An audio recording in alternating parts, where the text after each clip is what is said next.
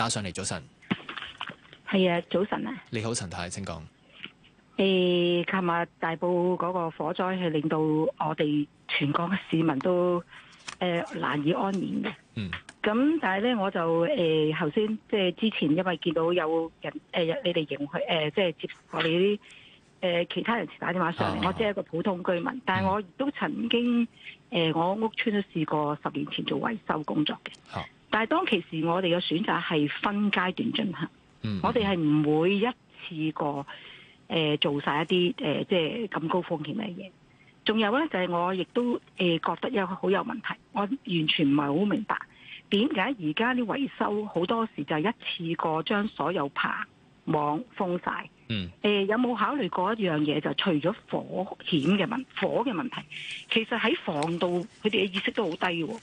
因為你諗下，如果你一次過將所有嘢用上晒棚、上晒網，你夜晚咧係要有一個好強力嘅照明系統咧，去投射喺嗰啲大廈上邊，去幫手做防盜嘅喎。呢個真係構成一啲居民瞓覺嘅滋擾不特止啦。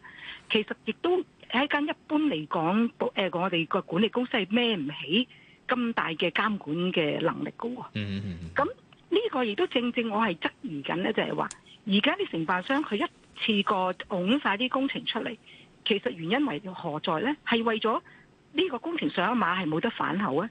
但係我記得當年我哋做嘅做法呢，就係話，如果唔係真係大維修外牆嘅話，我哋嘅選擇就用吊船嘅。咁仲有我哋係會分開先做兩座，再去3座咁嘅模式去做，而係仲要係間開嚟睇嘅，即係唔會話我哋7座做跟住6座做，而係我哋係會間開去到或者刪咗其他地方去做嘅。因為第一個好處就係，正如你話齋，就算我哋吊船都有風險，我哋當年都試過出事嘅。